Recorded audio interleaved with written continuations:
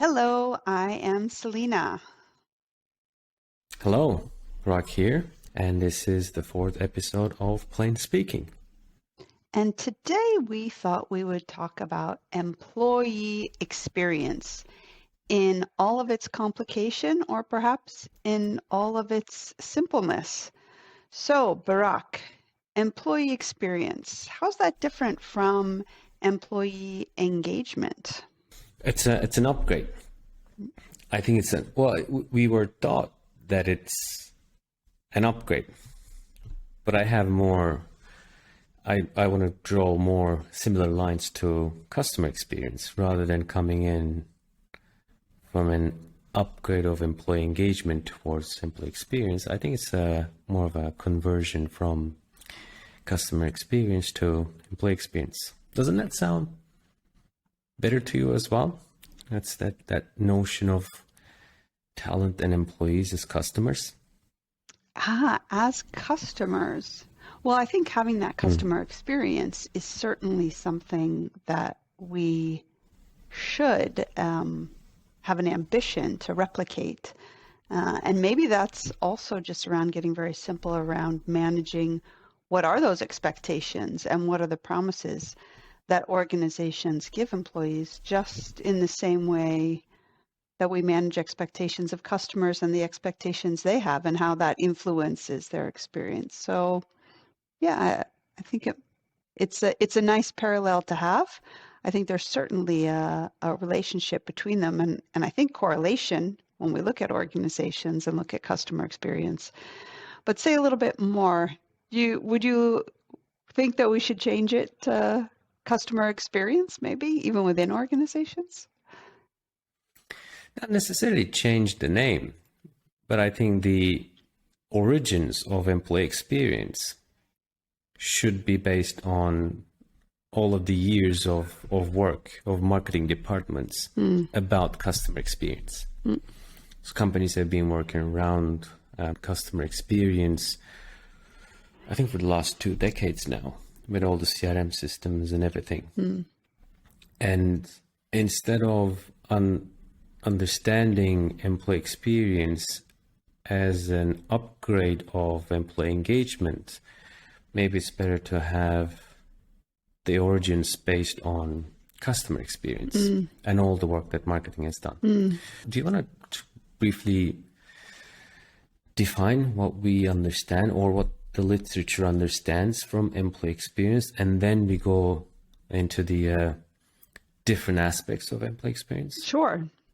So, I think that we're seeing a lot more published in the past few years, even the past year, around employee experience. I think it's the attention that the pandemic has given, but the term has been around for a long time, even if perhaps not as long as customer experience.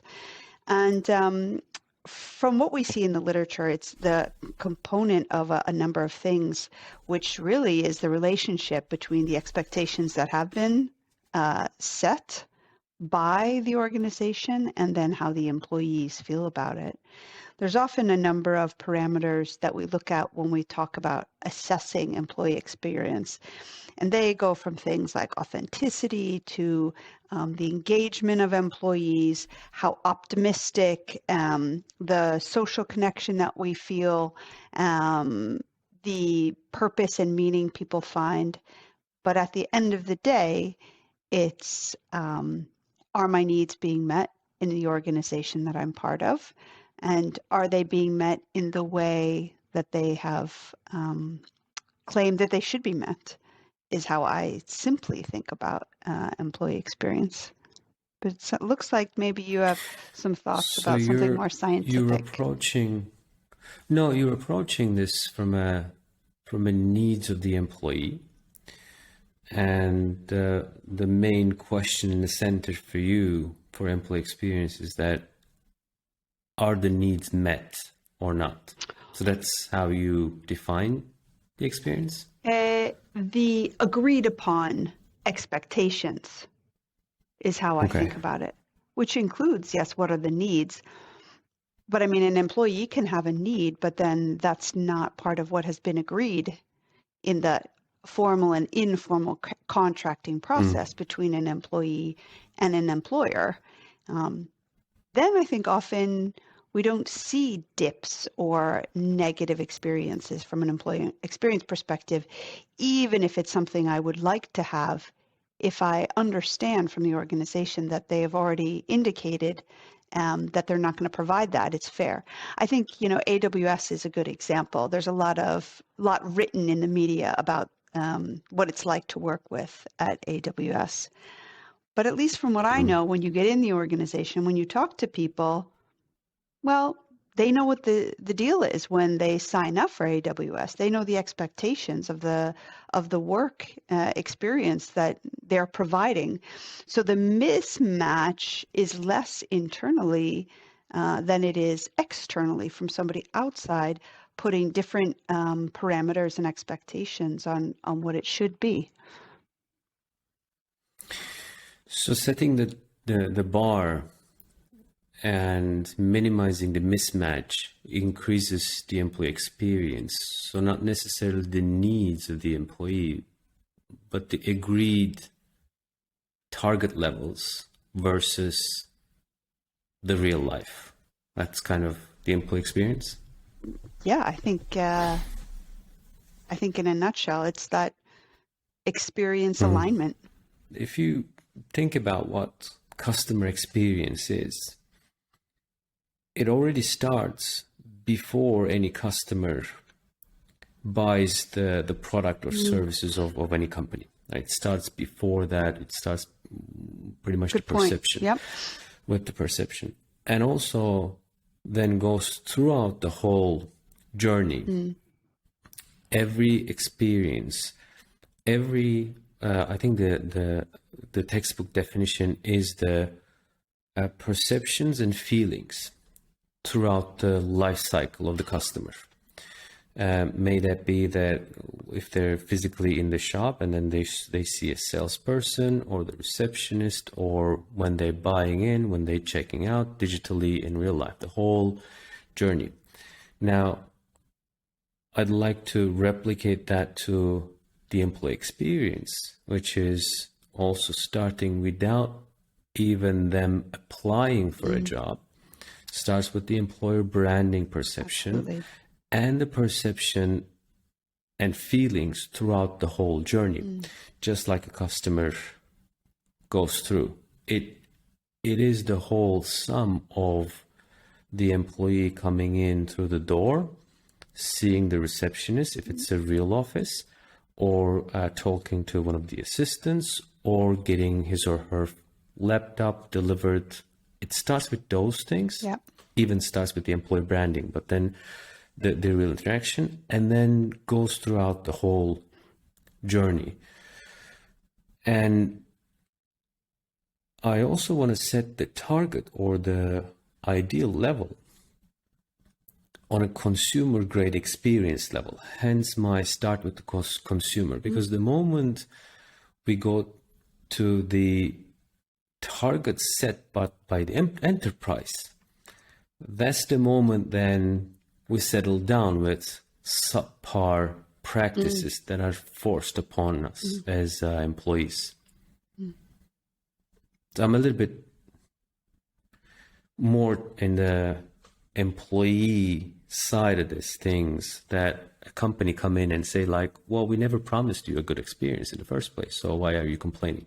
I'm exaggerating now the stuff, but I mean, that consumer grade experience should be the North Star, the ideal level. Absolutely. But I think the friction comes in where there's too significant of a delta between the experience and what is expected. I do think that is where the tipping point comes in. Where do you think it might come? Because I think what we are going to talk about is more focused on knowledge workers. Yep. And there, the experiences might be closer to a consumer grade experience that we live through our daily life. But where do you think the main difference, main gap can occur? For What do you mean by as an employee? Where do you think Yeah, that? employee need versus employer practice. Hmm. So I think what I'm seeing now in organizations is getting the basics right. So I think there is somewhat of a tug of war between the fancy branding stuff and there's so much focus right now on wellness and well-being and more of a marketing type of element, which is super important, but it's not sufficient if it's very difficult for me to go through the process of hiring somebody, or Yeah. if it's very difficult for me to spend my budget in the way that I think is most appropriate because there's all these checks and balances in the organization. So where there is incongruence with the what is being said, like we empower our people, we want to Are you talking about like a generic person, a knowledge worker? Is that does that feel more personal now? There are very specific examples there. Probably you've heard or asking for a friend. You heard It's from a for a friend? friend. Yeah, it's for a Yeah. friend. No, but I do actually think that they are quite generic in those touch points where there's incongruence, whether, we're asking people that you can be innovative and creative, yet people don't get the right equipment to be able to deliver even on that promise. So I think, again, it's those Right. incongruencies. The basics. Mm. And that's why I think a few companies try to bring some sort of structure to this employee experience. And Qualtrics and McKinsey, I found two of them had decent structures or frames.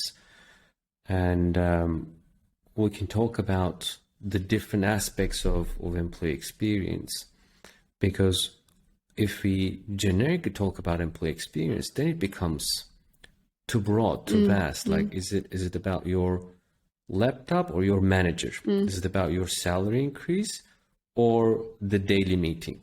So I think that's why the companies right now need a bit more structure, or at least classification of the broad experience. Should we talk about these headings? Because so far what we've heard is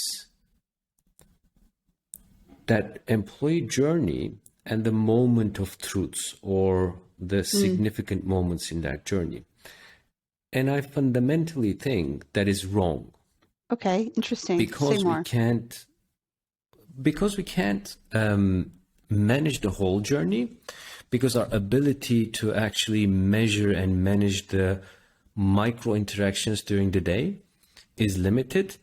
We go easy on ourselves and say, like, okay, let's just define 6 moments of truth and then give a fancy name to them, and then try to manage those 6 moments. Whereas the experience journey is a journey. So fundamentally, we need to strive to improve the whole journey, including the daily micro interactions. So I think that's why those like 6-7 moments of truths, or individual process points, are limiting the understanding of employee experience. That's why I want to go into the heading space. Like, what are the 3 or 4 main headings areas that we can separate this experience? Does that make sense, or am I asking too much from organizations at this point? Yeah, it makes sense, but I wonder, I mean, do you have some specific ones in mind already that either you've been inspired by others who have gone in this direction, or through your own reflection? Because I do think it's a challenging task that you're putting out there, because experiences also have different weights and impact. So I'm just Yeah, sense making yeah. here of the moments of meaning, which right, they're ongoing. They're every moment. I think given the capacity of the organizations to intervene and improve the experience, it's realistic to focus on 7, 8 moments of truths because it's very challenging to improve the whole journey. I agree.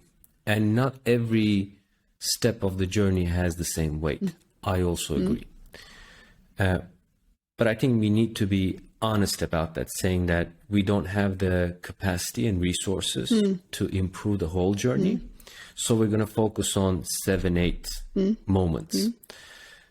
As long as we're honest about this as HR functions or organizations, it's fine. Because you cannot say the same thing to your consumer, right? You can't just actually have an application as a product and then say like, I'm going to focus on these 4 moments and the rest of the application will be really, really bad. So that's why I think to be able to strive for almost perfection or consumer grade experience, we need to acknowledge that it's the full experience. And then we can say we're going to focus on these 7, 8 moments of truths first. That's perfectly fine, realistic. I think so. And then if somehow organizations can bake in some type of feedback loop where then I at least feel like I am able to design or influence perhaps those moments that are most relevant to me, and that's sort of the nudges and pushes that are coming to me. Because perhaps some of the moments that matter are around some kind of benefits for an employee, and perhaps one of the ones that they're, an organization is really pushing is around, balancing with childcare and schooling, and I don't have any children, so it's a big effort from an employee experience perspective, but yet it has no impact on me. So how can you like opt out of some of those other things because perhaps it's around some other pet care or something else in terms of balancing, or from a learning perspective, perhaps, that contract around how much I'm growing and developing and the experience that I have of what's being given to me by my organization is really important. But really, I'm quite comfortable with the level I am in my organization and the knowledge. So you're telling that even if we define those 7, 8 moments of truths, then it might not be relevant for every employee segment. Absolutely. So we need to have a way of understanding what kind of personas have what kind of moments of truths. True. That's also another pitfall of being adamant about 7 or 8 moments of truth. Exactly. Because there's going to be a lot of people who fall out of the perfect matrix. I'm this persona, 100%. and these are the elements. So my hope is with technology, we're getting to a place where you can navigate almost, that whole cafeteria of benefits ideas, but in a more modern way. I do want to talk about the main headings of employee experience and get your ideas around a few of those. Shoot. If you look at the latest McKinsey study, which the label McKinsey doesn't tell us that it's always true, but I think I found this particular one as a good start, as a good template.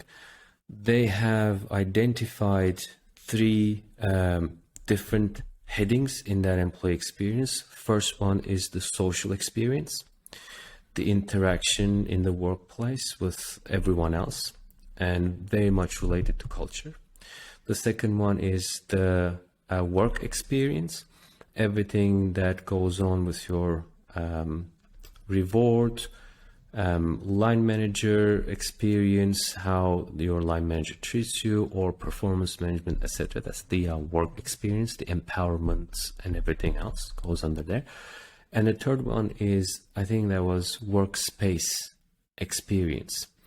That is more about physical and also overall digital experience.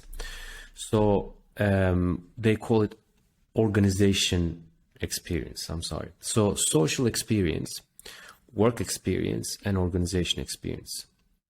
Now, I find the third layer a little bit complicated with organization experience. So can I tell you my version of this? Because I've been talking about this. Let's see if that resonates with you. When I think about this, I think the first piece, social experience / culture, is so very important. So that's an amazing heading to have, the first heading. The work experience is also very important. That is your how much autonomy you have, how empowered you are, your performance management, your development, and everything, the experience that you're going through work-wise. And I have the third and fourth one is as the physical workspace experience and digital workspace experience. So these are my kind of headings. I just kind of merged on two, Qualtrics and McKinsey. And I think those headings are a little bit clearer in terms of what they cover. So, but they are also headings of deep dives. So first one is social experience / culture. And I want to get your opinion. Does that make sense, that kind of a separation? Because when I read that with Qualtrics and McKinsey, it just made a lot of sense for me and brought a lot of clarity. So just to clarify, though, in your mind, you've sort of merged them, because you lost me there for a few months. You have a few new headings, or you've. I just had the. I just want to separate physical workspace experience and digital workspace experience. I just want to have those makes sense. two headings there. And the social, the culture piece stays the same, and the work experience stays the same as well. But although, I mean, they're very clear to me, not everyone has the same clarity. So maybe it's good to have a conversation around if they are the right headings, or if they should be merged or changed a bit. And I want to start with that social experience / culture, because that's probably the most difficult to improve or to have an impact on. And just to recap, the culture or the social experience covers the people and relationships in the workplace, the teamwork, the people I work with, and the overall social climate, and very much the culture of the organization, how respectful people are to each other, how professionalism kicks in, how collaborative the environment is, etc., etc. What are your initial thoughts around that? I think this is a particularly interesting one right now, given the social isolation that has been prevalent for many during the pandemic, and an appreciation for how important those social interactions are in our lives in general, and then particularly that work provides that outlet. We've known for years from an employee engagement perspective, the concept of having a friend at work has always had a very strong influence on positive employee engagement scores. And what that really means is people that I trust, people whom I would choose to spend time with, whether it's going for a coffee or going to have lunch, and or working with, so that social interaction, whether it's purely social or in the way we're getting work done.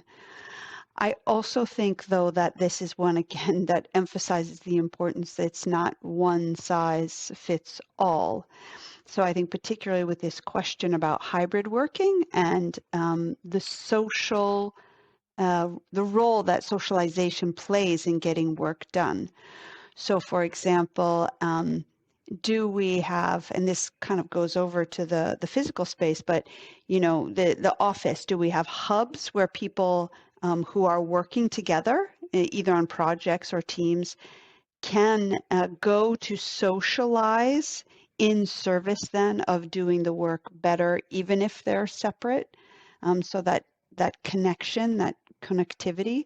And then we also know that, of course, it's had to be done in a virtual way as well. So that social element and the relationship. There are also quite a bit around these spoken and unspoken sort of rules But of Selina, engagement. can you?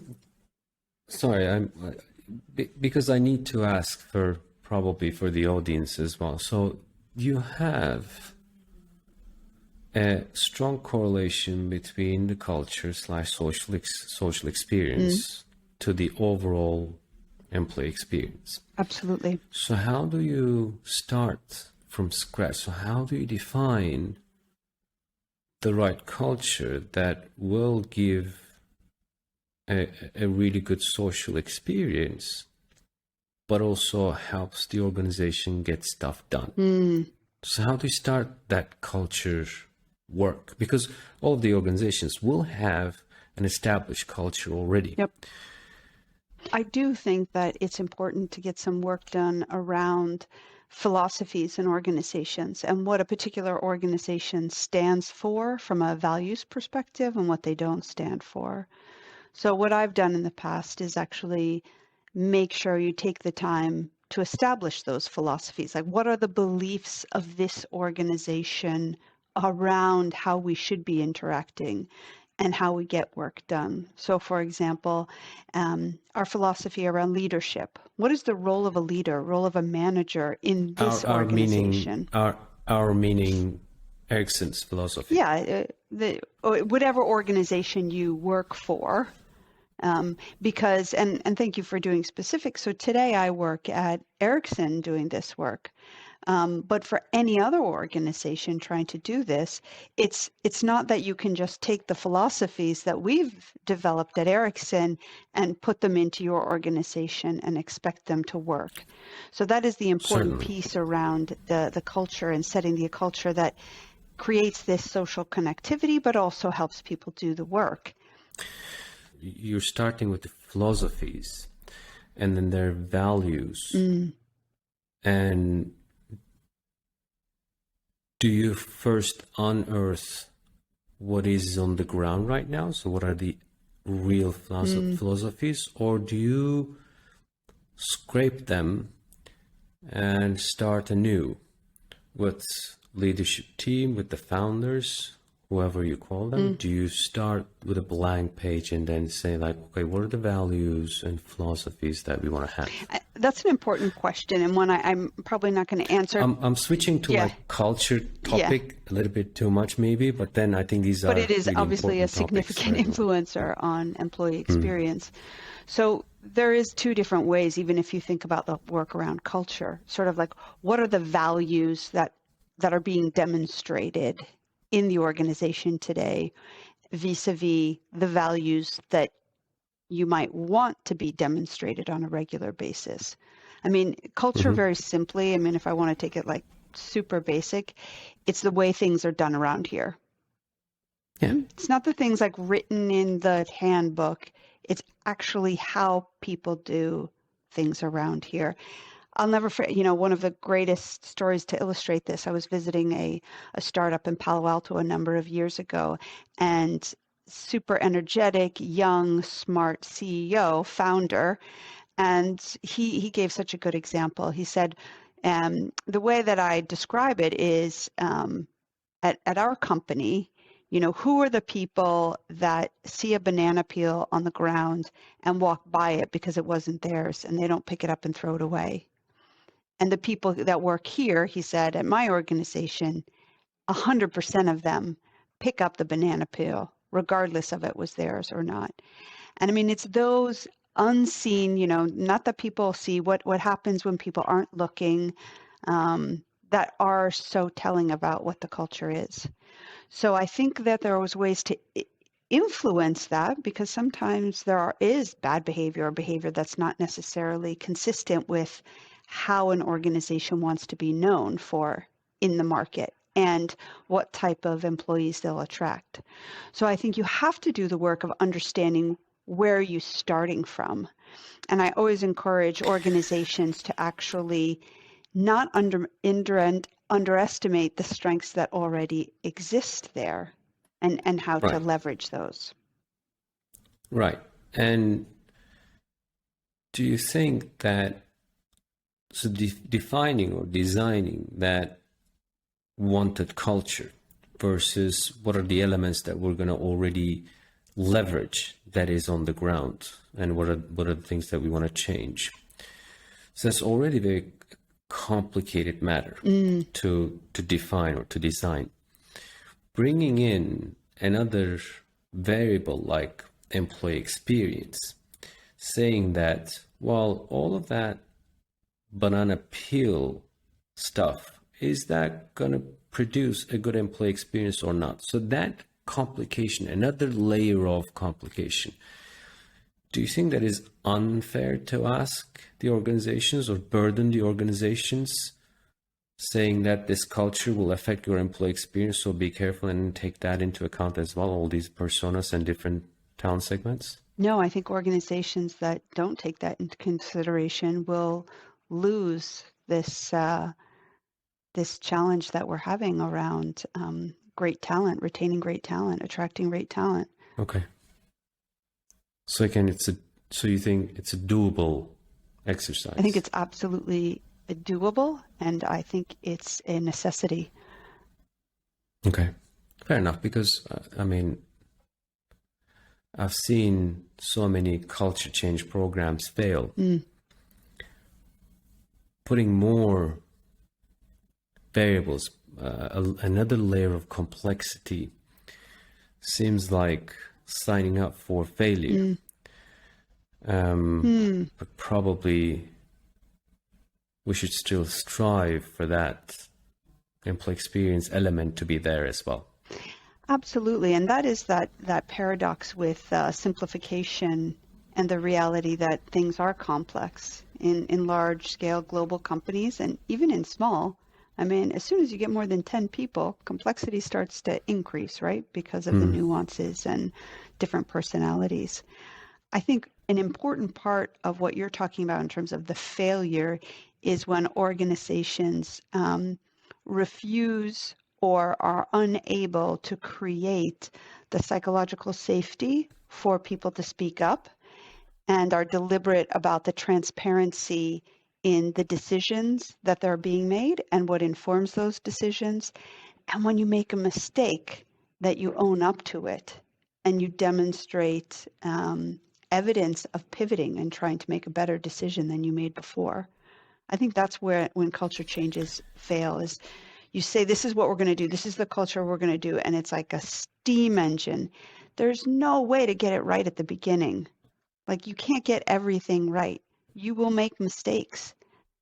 Just to be open, to be transparent and be ready to pivot, I think is the critical part. Designing the culture piece, also taking into account what kind of experiences that we want to have our people go through with their teammates, with their leaders, and the overall social climate is one heading. The other heading, the work experience. How do I get development opportunities?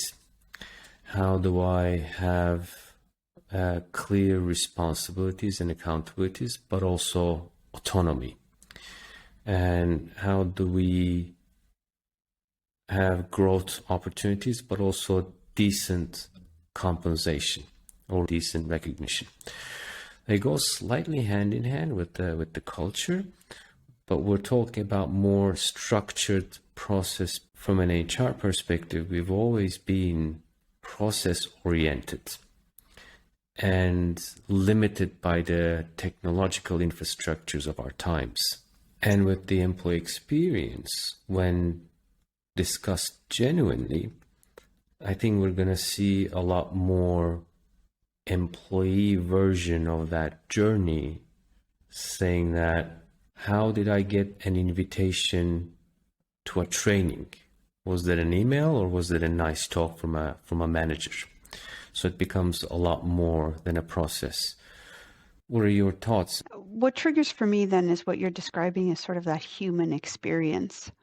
And that's an interesting one to navigate in times when we self-report, less time, more work, higher stress, and the importance then of keeping in sight the small things that make a big difference.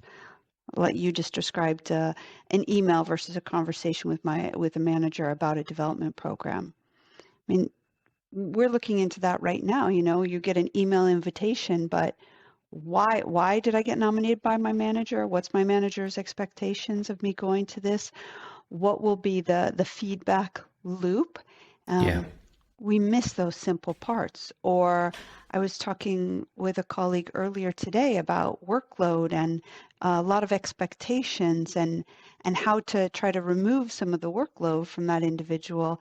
And really what it came down to is actually, I was really looking for more appreciation from this other person, just a simple thank you. So I don't mind doing the extra work. I just want it to be appreciated. So there's very human needs of being appreciated, being seen, feeling part of something, is this challenge. And we can do that with technology as well. I really believe that individual, a feeling of it's just to me. True. So I think just a disclaimer here, I think we by no means promote more workload with some recognition. No, okay, wrapped good in point, yes. recognition. By no means, no. That was a true example of just something that actually just happened, though. Yeah. Data inflow for me is really important in this work experience. What are the preferred behaviors throughout those experiences? Those information flows will help us now to design a much better work experience, because first time in history of HR we have the means to collect that data. Polls asking about how did you feel about that internal role post that you went through 3 interviews but you were not selected. So how do you feel about that? We have that kind of flow of employee data, experience data, but we also have the technological infrastructure saying that, well, after that first application to an internal role, that person has stopped for 2 years applying to any other roles and then left. Now that kind of operational data also flows in, and I think that data flow converted to good information and insight will help us then design those experiences. That is a huge technological enablement for HR to design these things. And to that point, as long as they do actually influence the design and there's transparency and line of sight to that, because the more that we ask employees, the increased in expectations, there will be an increase in expectations by employees that something Right. will happen. So I think that's an important distinction, that while it's great that we can collect the data, if we're collecting data and nothing happens, the experience almost becomes worse than if we hadn't asked them at all. So we just need to be mindful to not fall short of the full process and full intention of it.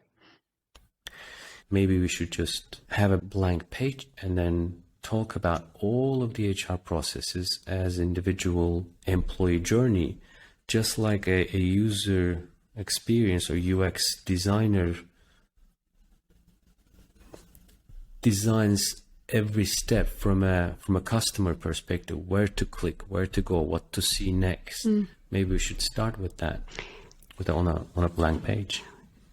A blank page and though informed by the philosophy. So I think that at least if I understand you correctly, that's where I see the link. So for example, having a philosophy about performance management. Why do we do performance management? Well, an organization like Ericsson does performance management because we hold a belief that it's helpful for people to be clear on what their goals are, that they've agreed with their manager about what is expected of the work that they should be doing and what's the input, like the delivery that they should be creating. We also believe that it gives people a sense of achievement because they're getting feedback on a regular basis and they feel their work is getting acknowledged. Now, let's look at the process that we have designed. Does the process that we have designed help people to understand better what is expected of them? And do they feel they're getting the ongoing feedback and then recognition and validation because of that process? If the answer is no or kind of, then what my challenge is that we need to go back and look at what we've designed with good intentions and create something that creates a better employee experience that's congruent with the philosophy that we set out, because we believe doing it creates this positive outcome. Otherwise, we have to stop doing things. And though that's what's so important about all those major people processes as we're looking at that, because they have such significant influence over the employee experience in general.